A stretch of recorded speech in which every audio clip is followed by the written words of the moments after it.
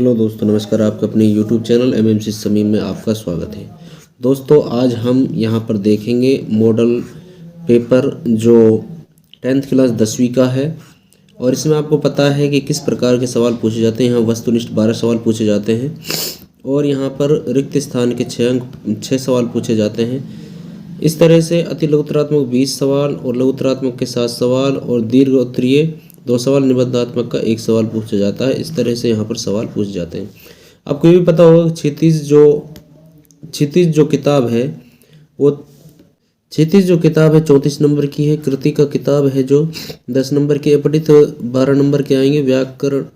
व्याकरण जो आएगी व्यवहारिक व्याकरण वो 10 नंबर की, पत्र 4 नंबर के, विज्ञापन 4 नंबर के, निबंध 6 नंबर के। इस तरह से ये ब्लूप्रिंट भी दिया हुआ है इधर देखिए आप। और अब हम बात करते हैं कि जो अपना मॉडल पेपर है इससे संबंधित सब्जेक्ट हिंदी का और 80 नंबर का आएगा। और आपको ये भी पता होना चाहिए कि जो ये एग्ज़ाम है ये कितने घंटे का, 3 घंटे और 15 मिनट का, यानी 3.25 घंटे का होने वाला है। अब इसमें हम बात करते हैं जो सवाल आए हुए हैं उनकी। तो देखिए इसमें कुछ सवाल आए हुए हैं। टोटल जो पेपर एक बना हुआ है उससे संबंधित अपन बात करते हैं। तो सबसे पहले जो पहला सवाल है उसको हम यहाँ पर क्लियर करेंगे। जैसे सबसे पहले आपके 12 जो सवाल आएंगे वो एबीसीडी से संबंधित आएंगे। तो इसमें देखिए आप, जो पहला सवाल है पंडिताइन शब्द में प्रयुक्त प्रत्यय है। तो पंडिताइन में पंडित प्लस आइन से ये बना हुआ है। पंडित इसमें मूल शब्द है, आइन जो है इसमें प्रत्यय लग रहा है, ठीक है ना। तो इसका मतलब यहाँ पर जो प्रत्यय आएगा वो ये आएगा आइन, ठीक है ना, वो आइन प्रत्यय आएगा। इसका मतलब जो उत्तर अपना ब है वो इसका राइट आंसर रह जाएगा, ठीक है ना। इसके बाद हम दूसरा जो सवाल देखते हैं। तो स्वच्छ शब्द का सही संधि विच्छेद कीजिए। स्वच्छ शब्द का संधि विच्छेद करेंगे तो देखिए यहाँ पर इसका जो होगा सु प्लस अच्छ हो जाएगा, यानी कि जो दे वाला ये ऑप्शन है ये इसका राइट आंसर हो जाएगा।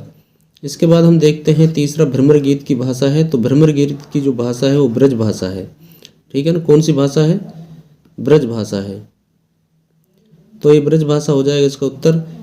चौथा जो सवाल है अट नहीं रही जो कविता है उसमें किसकी आभा की बात की गई है। तो इसमें आपको देखो यहाँ दिए गए हैं मास। तो ये फागुन माह की जो आभा है उसकी बात की गई है अट नहीं रही कविता में। इसके बाद जयशंकर प्रसाद का जन्म के बारे में पूछा है यहाँ कि जयशंकर प्रसाद जी का जन्म कहाँ हुआ। तो जयशंकर प्रसाद जी का जन्म वाराणसी में हुआ है, ठीक है ना। तो इसका बे आंसर आएगा। इस तरह से आपके बोर्ड में एग्जाम में क्वेश्चन आने वाले हैं। शिव धनुष तोड़ने वाले को परशुराम ने किसके समान अपना शत्रु माना है।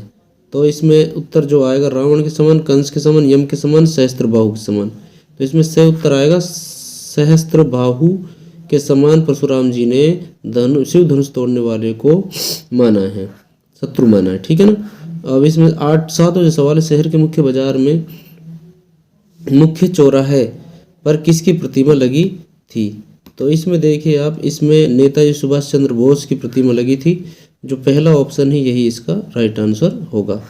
इसके बाद हम 8वां सवाल देखते हैं। यही सच है, इस कहानी के लेखक कौन है।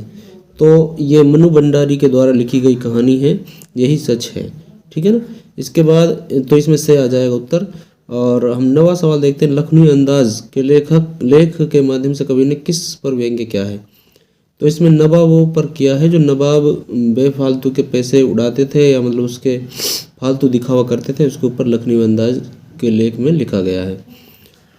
मानव संस्कृति एक अविभाज्य है और इसमें यानी कि बे उत्तर आएगा। साथ ही साथ मेहनत कश बादशाहों का शहर किसे कहा गया है। मेहनत कश बादशाहों का शहर गंतोक को कहा गया है, ठीक है ना। तो इसमें ए ऑप्शन सही रहेगा। तो इसके बाद लास्ट जो इसका एबीसीडी वाला सवाल है वो है पिताजी तारकेश्वर को प्यार से क्या बुलाते थे। तो पिताजी तारकेश्वर के जो पिताजी थे उनको क्या कहते थे, उनको भोलेनाथ के नाम से पुकारते थे। तो यह है 12 जो सवाल जो ABCD से संबंधित आएंगे परीक्षा में। इसके बाद हम करते हैं रिक्त स्थानों की पूर्ति। तो 6 रिक्त स्थान आएंगे और जो 6 नंबर के हैं।